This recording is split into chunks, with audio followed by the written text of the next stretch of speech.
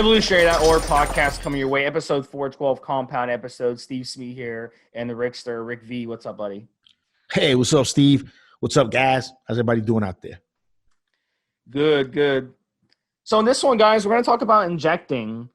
There's been a lot of questions on the forum. See, here's the thing. Rick and I were talking about this on the pre-show, and I mentioned it to him. When you're on the forums and someone's asked you about injecting, how do you explain things without on a forum, writing something on a thread? It's very difficult. And you got to be an incredible writer, like professional copy. Yeah, it's hard to really and describe it. Yeah. I've noticed I've said stuff and then people misinterpret it or they don't understand and then they screw it up even more because they're not understanding exactly what I'm saying. So aside from, going online and looking up how to inject, and believe me, if you go online and look at injection videos, it's not a good idea because those people don't really know what the hell they're doing either. So, but we kind of know what we're doing, right, Rick? So we're going to, in this podcast, we're going to go over injecting. We're going to talk about injecting, where to get your syringes and needles, what you should be getting, what size, post-injection pain, when to, know to if you go to the doctor, all this stuff with injecting. It's going to be a really cool show. It's going to be a show you're going to want to save to your computer and always go back and listen to if you do decide to take the plunge and use steroids for the first time, or if you've been using them and you want to hone your injection techniques. And so, yeah, let's get into the first topic, Rick. And you had mentioned a really good question on the forum that was kicked around quite a bit. So talk about that question. So guys who want to know how to properly get different steroids into the same syringe from multi-dose vials and maybe amps, who knows? But it's hard to describe on the forums. It's,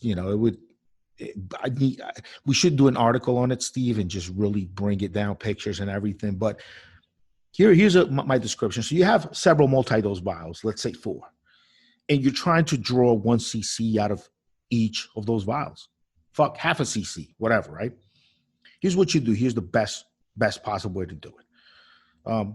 You put a nice size needle on to draw with. If you can get 19 gauge needles, 20 gauge, 21 gauge, 22 gauge needles to draw with, that's what you want. Injection needle, you want to go 23, 25 gauge if you can get it. It'll take a little longer, but it's just a nice thin needle. And you take your first multi-dose vial. You obviously use cotton swab to clean the surface of it with alcohol. You put a small needle in there, 23 gauge or something. It's just enough to give you some airflow. And you want to stick that one in deep. That way, when you turn the multi-dose vial upside down, that needle is up there in the pocket of air that's on top of that multi-dose vial. Now, some guys maybe like me and Steve that are really experienced with it, we just draw air into the syringe and push it in. At least that's what I do. But if you want to just take a little bit extra step, make your life a little bit easier, just put another needle pushed in all the way so that it's like a scuba, like a snorkel sticking out of the oil up on the air bubble that forms at the bottom of the bottle when you put it upside down. Then you take your syringe, the one you're drawing with, stick it in there, and then you pull the plunger all the way back to like 3-4 cc's, okay? And then you make sure that the little seal, the cup of the plunger, is right at, let's say, 4 cc's. And then you got bottle upside down, you're drawing, and you could see the cc fill in. If your needle is in the line in between 4 and 5 cc's, then you'll notice that the juice will get all the way up to the line between the 3 and 4 cc's. And then when you get that, you turn your stuff over, you pull the needle out, you're good. Or you could just pull it out even before you stop. If you get an extra couple of lines on there or an extra couple of lines less, it's not the end of the fucking world. It's not. It really isn't. You know what I mean? It's not going to be perfect. You're going to get 1 or 2 little lines here and there from one or the other steroid. It's not perfect. It's way easier to do if you're just doing 1 cc per syringe. And some guys out there, they're kind of OCD about exact dosing. They'll use a really tiny 3 cc syringe, 1 cc syringe, and for each of their sauces to make sure that they measure it properly. But just put it in there, you're fine. Grab your second vial, same thing. Alcohol swab. You make sure to clean it out. You got the same needle going in there, right? Grab your other needle. Stick it in there to the second needle. What it's doing in there is relieving pressure, it's relieving air pressure. You know, you can't stick your needle into your multi-dose vial and start sucking a cc of air of oil out of a container that's got 10 cc's. I mean, you're trying to draw out. It's going to take forever. It's going to fight it. It's going to fight you. But if you stick a second needle in so that air can get in there and fill in the space, then it makes everything easy. So second vial, do the same thing. You pull the plunger all the way back to the line between the 4 and the 5. Already you should have some juice in there that's up to the line between the 3 and the 4, and you let it fill in. You know, you're pulling it way back, you let it fill in until it gets to the line between the 2 and the 3. And then you take it out, turn it over, whatever, and take your stuff out. Take your other needle out and repeat 3 and 4 times. It's not going to be perfect. You're not going to get it right 100% of the time. Oh, one important thing. In between you going from one vial to the other, you want to turn your needle over, make sure to let all the air escape out of it. You want to make sure that when you put the needle into the multi-dose, there's no air. And the reason is because you need some room to suck. You know, if you leave the plunger at 4 and 5, when you stick it in the other needle, in the other vial, then you're not going to be able to create suction. Like I said, experienced guys, you might forego the second needle. Don't need it. And you use that air, you push it, put it into the second vial, push it in. It creates pressure, air pressure inside of the vial, which then when you suck the vial, then it's going to push right into your needle. It's going to make it go in even faster. But the best one for you guys out there, don't kill yourselves, man. Just use a second needle. One thing too, and then once you finish with all of these, you got to understand that needle that you use to draw your steroids, it's hopefully you got a 19, 20, 22 gauge, something big, make your life easier for drawing. But if you have, if all you get is 23, 25 gauge needles, and that's what you use to draw, it'll take longer. But no matter what, make sure that the needle you use to inject is fresh. It's always fresh. You want it coming right out of the package.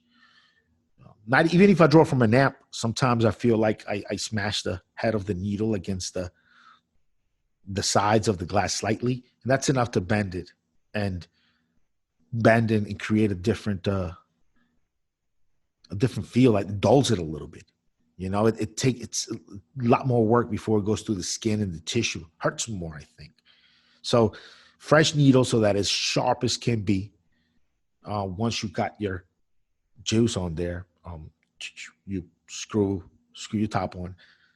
Don't be a miser and be afraid of wasting juice. You're going to waste a little bit here and there.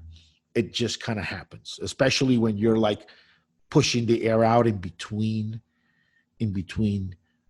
going from vial to vial so that you have some room to create suction.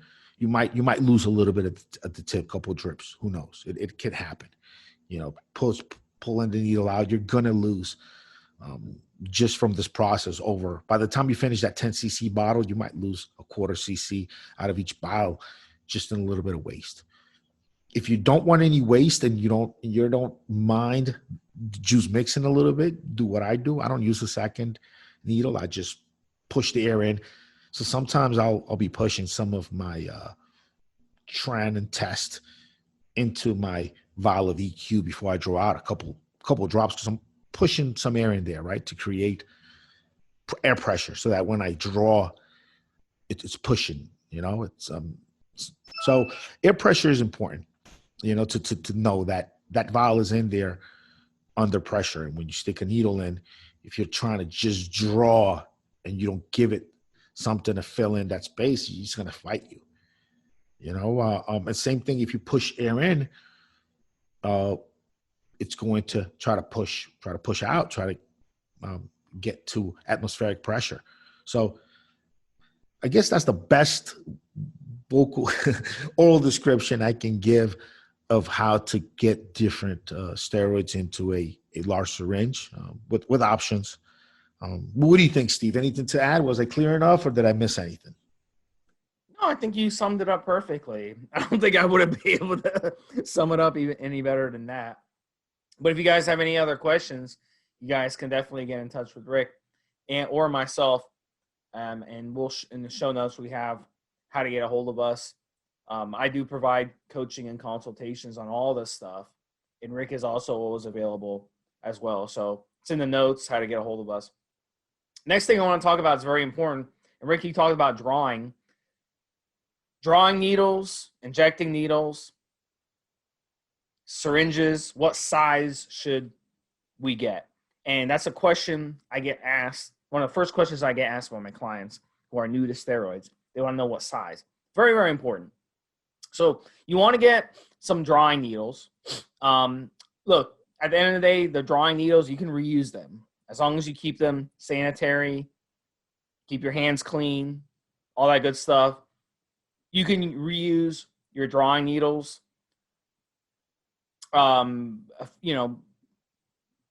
within reason, okay? I mean, don't keep it for like a year, but within reason. And I like to use a thick one, an 18 gauge or a 20 gauge or a 21 gauge, really, really thick. Makes it quicker to draw, gives you a little more control as well. If you draw with a thinner needle, it's going to take forever to draw that gear. So I like to draw with a thick needle and injecting 95% or more of situations. You will be perfectly fine using a 25 gauge to inject. Now, my first steroid cycle, I used a 23 gauge, and that was pretty fucking thick. You know what I'm saying? It was pretty freaking thick, but it wasn't necessary for me to do that. If you're using almost any type of oil out there, really, I think pharmaceutical grade Primobolan was the only injectable that was really hard to get through a 25 gauge. So in that situation, 23 gauge might be a good idea.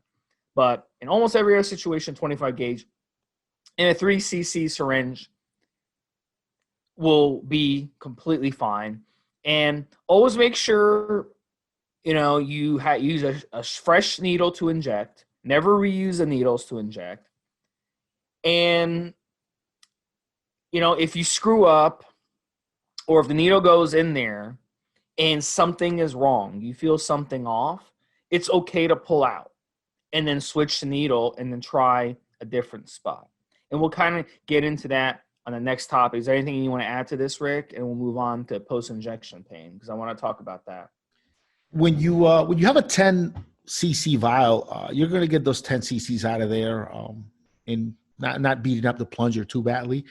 If you have access and buy, like maybe I have access to stuff like Ganable 50, it'd be a 250cc bottle with 50 mgs each. It's veterinarian grade, legit. You can beat the hell out of that plunger getting those 250 cc's out of there. So if you have a vial that's 50 cc's, 30 cc's, which they're out there, just make sure that you use a fresh needle every time you go into that one, because you'll start to beat up the plunger. Some of them, depending on where they're made, they might begin to drop little droplets of rubber into your mix, which doesn't happen often, but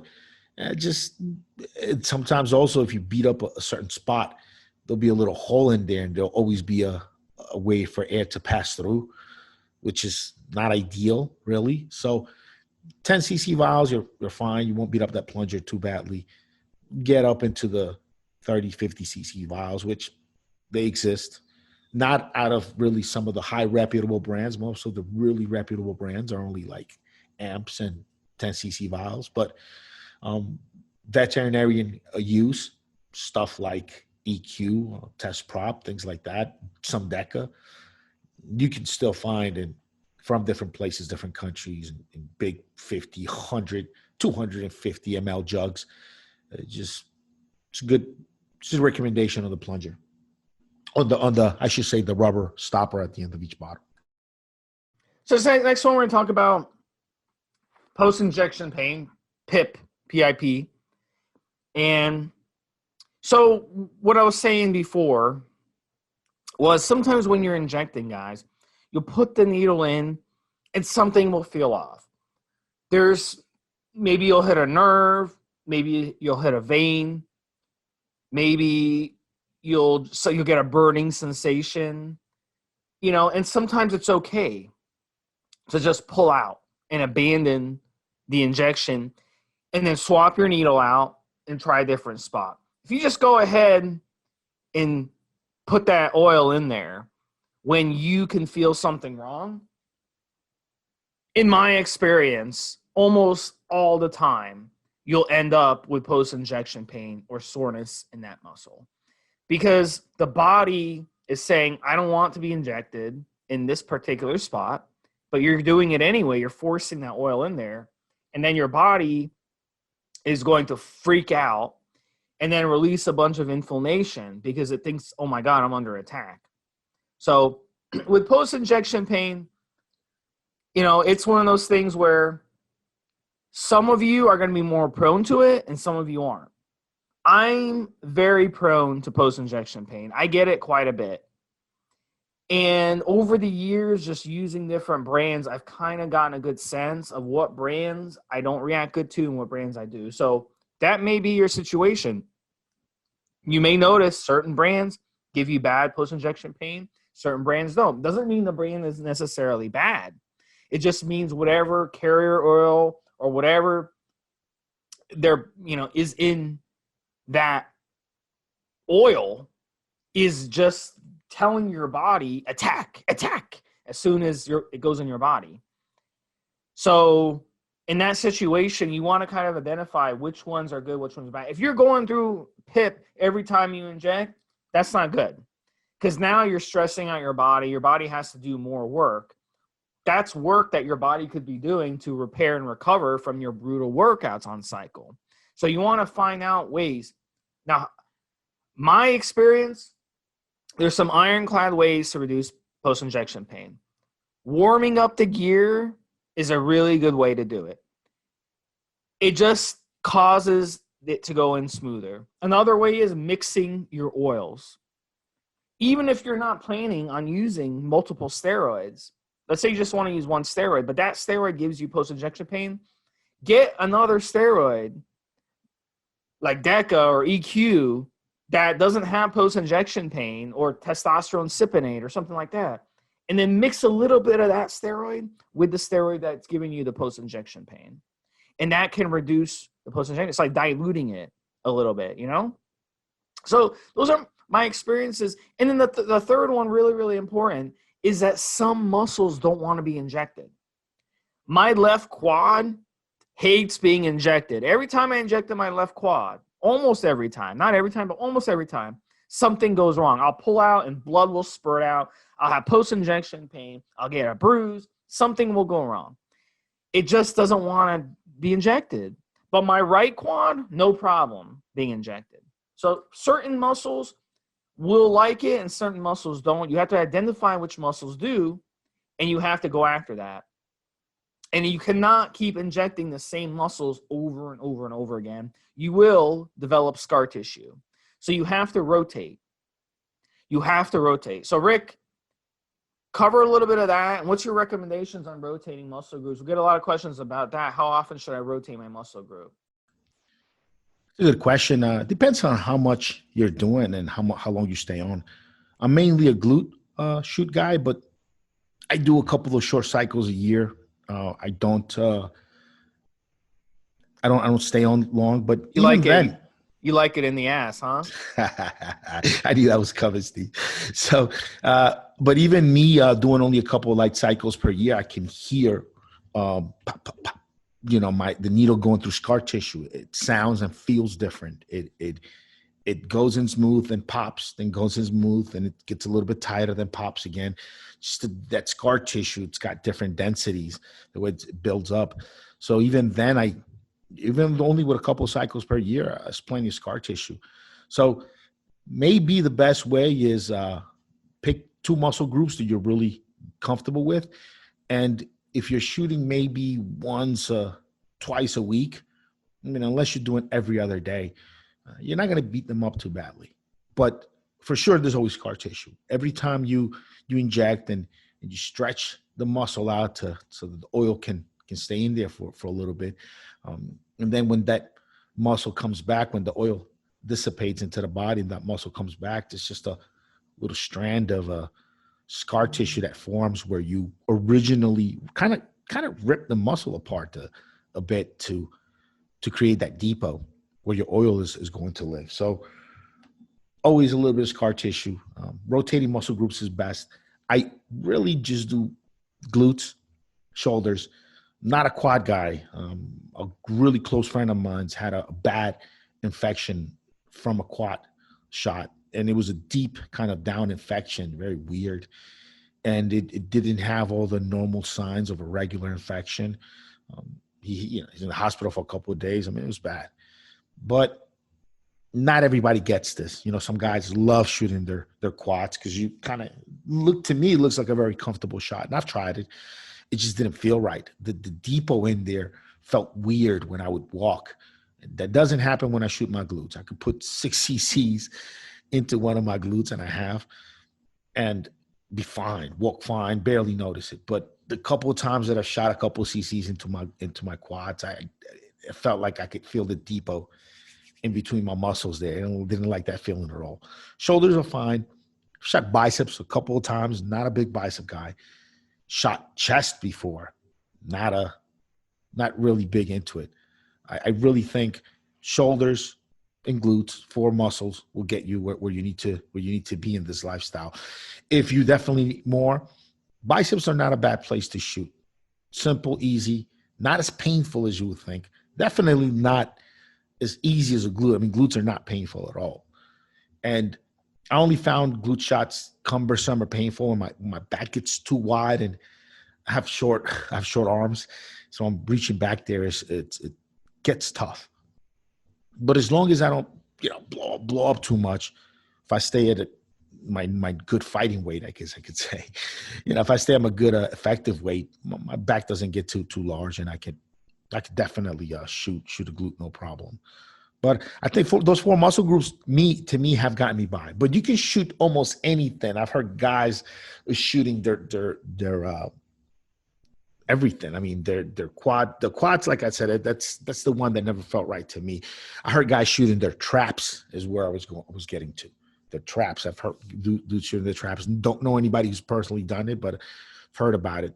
Forums and different places. I've done it with a slim pin, not with a 25. Oh, a little slim pin, water-based. Why the hell not? But like putting oil into your traps. That's a feeling I don't want to know. As long as it's a muscle, you can inject it, guys. Just don't inject where you see a vein, because you don't want to go. You can't inject your calves. You shouldn't. It's bad news. Calves you can't inject. Definitely hamstrings I would never inject. You'll figure out quick which muscles you shouldn't inject. Yeah, it's like you could inject your triceps. You can inject your biceps, shoulders, chest. Even some crazy guys do it. Quads for the guys that can stand it. Glutes definitely all day long. Muscles to stay away from. And some guys say traps, but I wouldn't do it. Muscles to stay away from. Calves, definitely don't shoot your calves. Definitely don't shoot your hamstrings. I don't know who'd be crazy enough to shoot your back muscles or ector muscles, but definitely don't shoot those. I've heard of shots on the lats. I don't know how to get the needle in my arm back there. I wouldn't be able to do it, but I've heard of guys shooting their lats. Yeah, I mean, deltoids are, in my opinion, the second best after glutes for putting your depots and putting your oils in. So a couple more tips for you. I don't know if you have a couple more tips, but injecting a warm muscle. Really, like after the gym, take a hot shower, get cleaned up, and then that's like the most optimal time to inject, when your muscles are nice and loose and hot.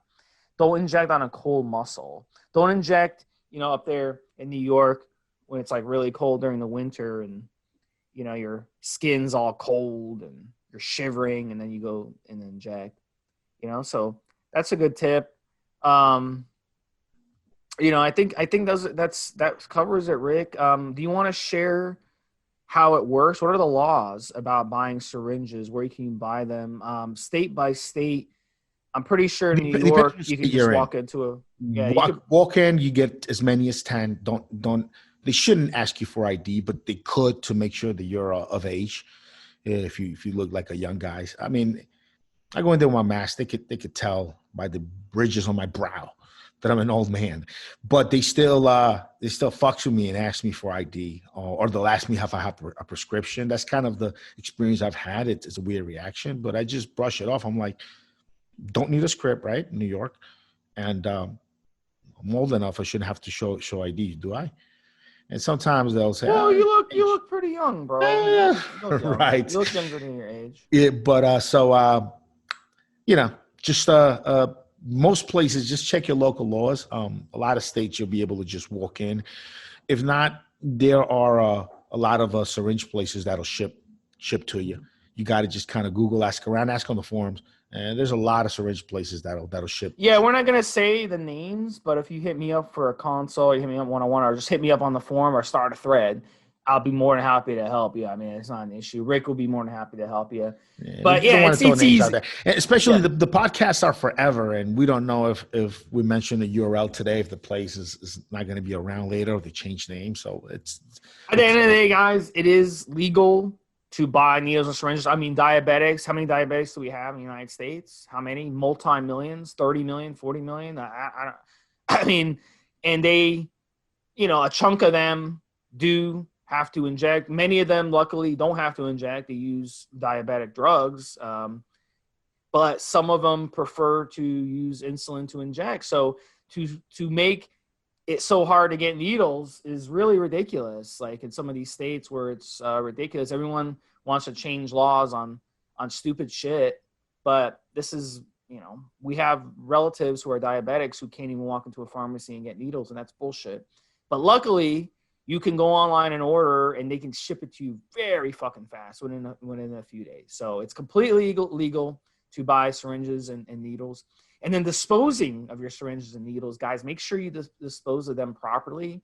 If you put them in your trash and the trash man picks up your trash and nicks himself with your needle, or an animal gets into the trash and nicks themselves, you're going to feel really bad. And there is a risk of, HIV and all kinds of other diseases and viruses and all kinds of shit from your needles. So it's very important you dispose of them properly with a sharps container. And those, again, you go to any drugstore and buy those or you can just buy them online. So make sure you dispose of them properly, guys. Not in your trash. You could get in really deep shit if your neighbor picks up your trash by mistake and nicks themselves or something. So use common sense for sure on that. Anything else you want to add, Rick? So I just looked this up online very quickly. It seems that only like Alaska, Connecticut, Delaware, Maine, and New Jersey, you need a prescription for syringes and needles. Everywhere else, it seems like you don't. That's I got that from a diabetes website that talks about the subject. So yeah, it seems like Jersey, Delaware, Maine, Alaska, Connecticut, only places that I think Florida does it by county, not the whole state. I think Florida, it depends on the county. It might be county by county. Yeah, in Broward County, yes. Most of Florida, Yeah. I had an ex, her dog was a diabetic. She went in there to ask for syringes, and they looked at her like she was crazy. So I don't know about Florida. It depends. But I'd still rather. But yes, in Broward County, you do need one. I honestly, I'm much more comfortable with buying it online anyway. This way I know what I'm getting, and you don't have to deal with talking to someone, a pharmacist. One of the things I did find walking into a pharmacy in NY to get needles is, I would prefer to buy them online as well, have delivered, because you can pick exactly what you want. You want drawing needles this size, you want tubes this size, you want this. What kind of locking mechanism you want. You could do whatever.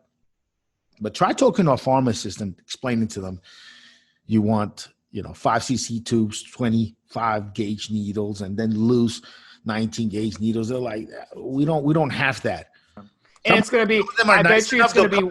They'll come and show you what they have. Some other ones are like, I don't know what the fuck you're talking about. Look, these are 3 cc's. It's already attached. What else do you want? Like, we don't have anything. Yeah. Oh, you have. It's probably going to be a hell of a lot more expensive too, buying it in the store. So yeah, online, it's very hard when you go in there trying to explain and trying to tell. Look, I just on a pinch, I had to buy some where the needle is already locked in, and it's pretty cool because once you get to the end of it, the needle gets sucked into the plunger. It's pretty amazing. It's pretty cool stuff. To like when you dispose of it, the needle is not protruding out anymore. It gets a little spring draws it in. It's pretty cool, but you can't change the needle. So I ended up having to go multi-dose vial to smash that needle into a rubber stopper of multi-dose a few times, and then into my body. Man, that was not a nice shot. The skin bent in a lot like a trampoline before it finally burst. Boom. And then heard the snap, crackle, pop of my little scar tissue. I mean, it was not a nice shot. And where did I come from? I walked into a pharmacy.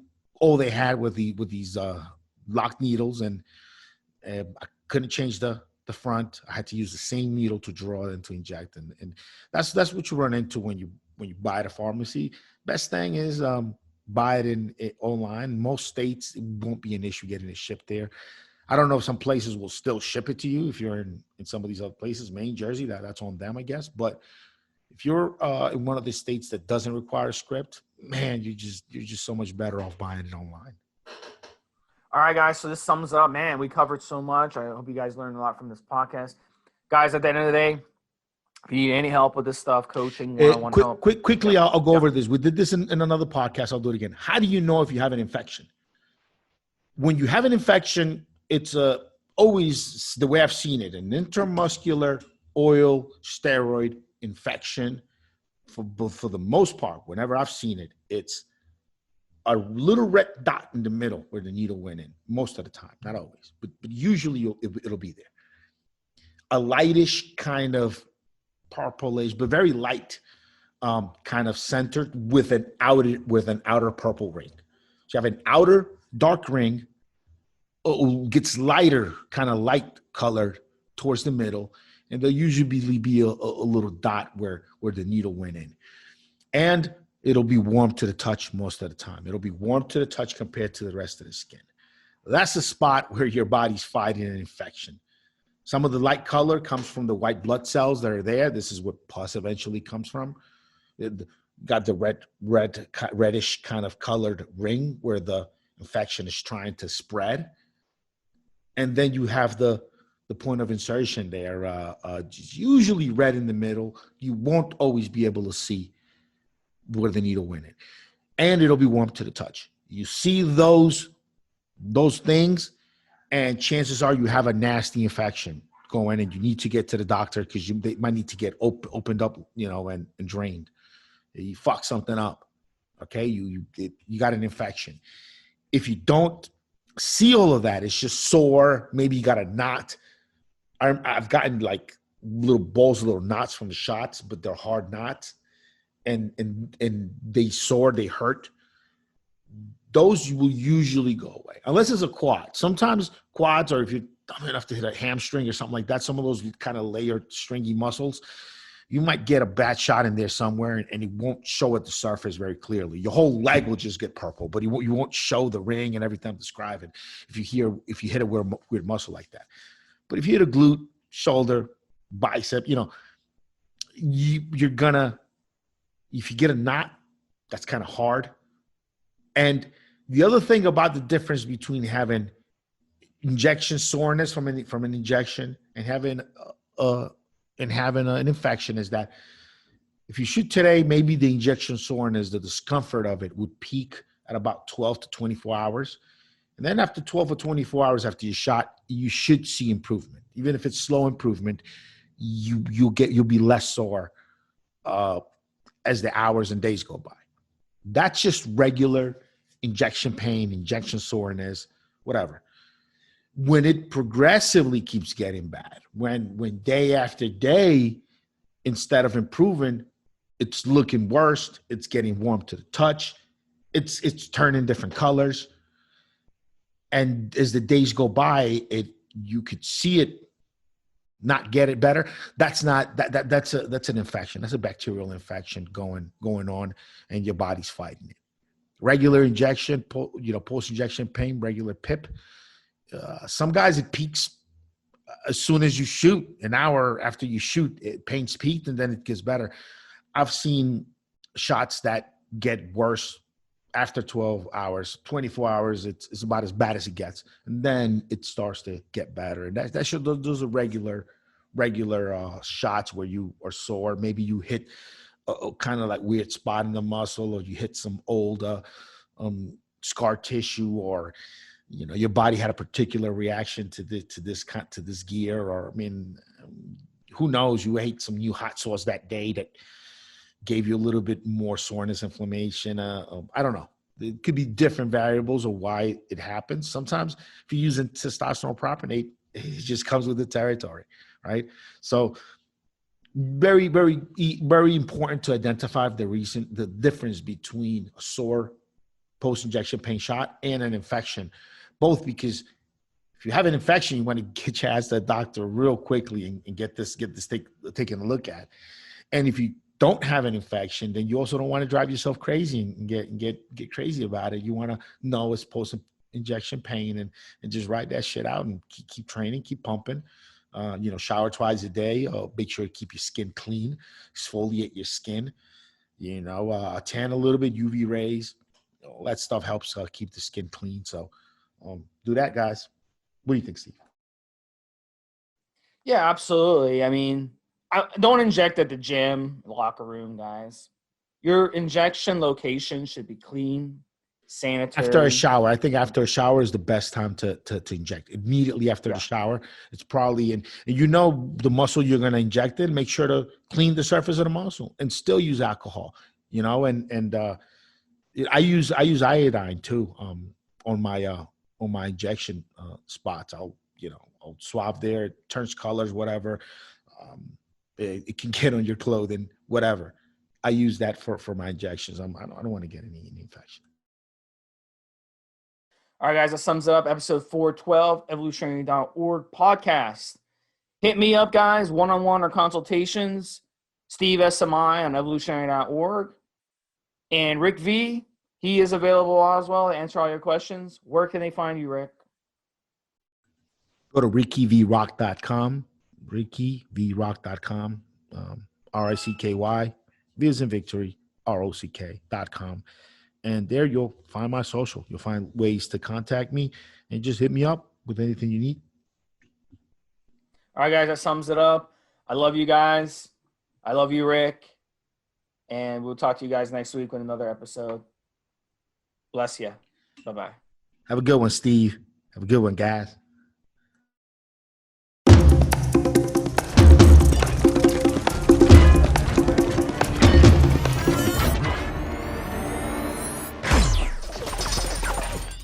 Guys, this is the required legal disclaimer. We are only sharing our experience from years of steroid use. We are not doctors, and none of what we say should be regarded as medical advice. Always check with your doctor before taking any drugs or starting any training program.